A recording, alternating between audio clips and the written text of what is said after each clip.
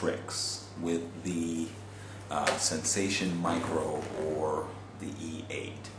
The first one is that when ordered from esmoke.net, although they weren't like this when I ordered directly from e-cig.com, when ordered from esmoke.net, the normal rubber covers already have convenient little holes stamped out of them.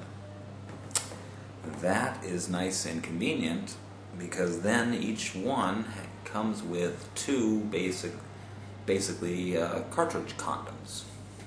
So that comes in handy for a couple of reasons. One, like I say, when you're out and about with these, you're almost guaranteed that somebody sometime is going to ask you, hey, what is that? Can I check it out? Can I try it? Well, this way, if they're worried about using the same cartridge you can put in your mouth all over, you can just pull off the condom and there you go.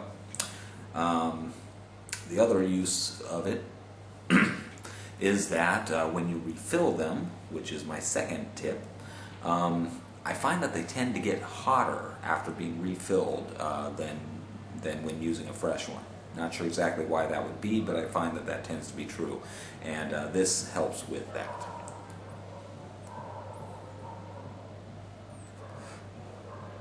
Okay, you can see the vapor on that one is a little bit weaker than normal.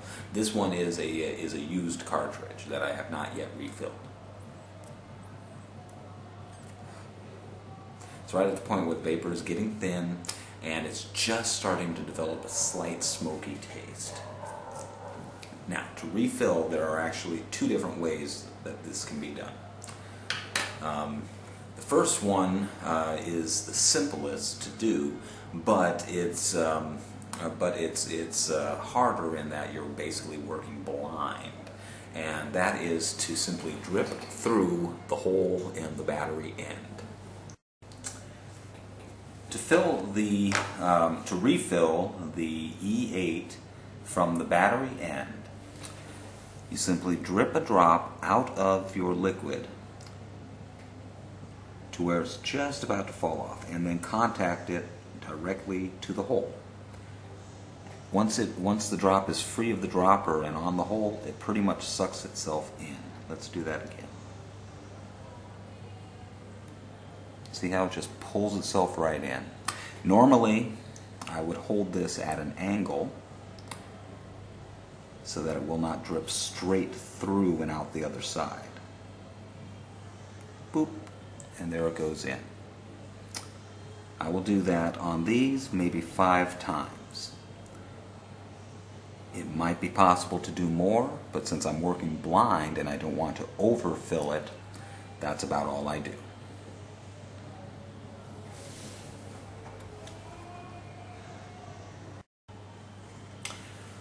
The second method of refilling an E-8 is through the mouthpiece end.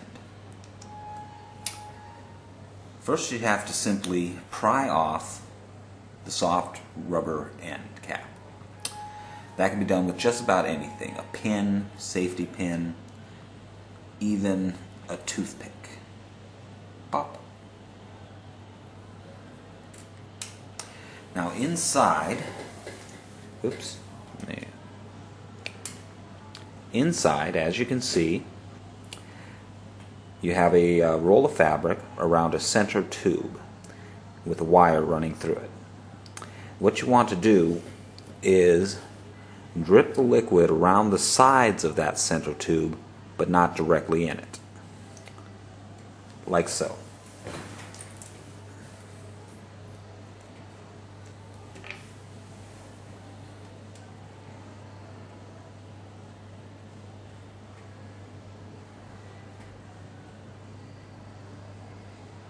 Oh, I got a little bit into the center. That's okay, that can be cleared out. All you have to do is blow straight through it. I know, I got my head in the way there. After I reset the camera later, I'll re-demonstrate that. But again, all you do is just drip onto the fabric. Oops. Doop. And try to avoid the center tube. With this size, I would only go 5 to 7 drops on this side either. You might push it up to 10 depending on how well it's soaking in. You basically just keep watching as each drop goes in to see if it soaks straight in or if it pools up around the top.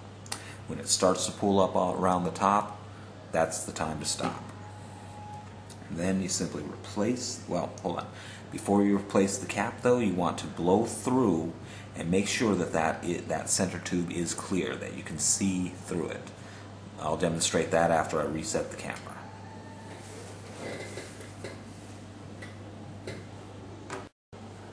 As I was saying, before you seal up the cap, basically you want to make sure that that center tube is still clear. And the way to do it is just simply to look straight through. If you can see straight through, you're good. If not, you might have a problem. If you can't see straight through, then you just simply gently blow. I usually go through the battery end so that I don't have to wipe off the battery connector. But just simply blow through fairly gently. You want to hear the air flow flowing evenly without gurgling or bubbling. If there is gurgling or bubbling, in this case it sounds good, and actually I can see through it, so it is clear. But if you hear gurgling or bubbling or can't see through it, then give it a harder blow like this. And blow clear whatever is inside. Sometimes, even when it is clear, you can't see straight through because the material itself has kind of pushed its way around the edge, the opening of that center tube. That's okay as long as you don't hear any gurgling. Now, after that, you just pop the cap back on, pop, like so. Put your condom back on if you do like to use them. And I should probably come up with a less gross way of describing that than condom, but that's for the future. Screw it back on. I normally give it a while to rest to make sure that it has soaked through evenly, but you can actually get away without that.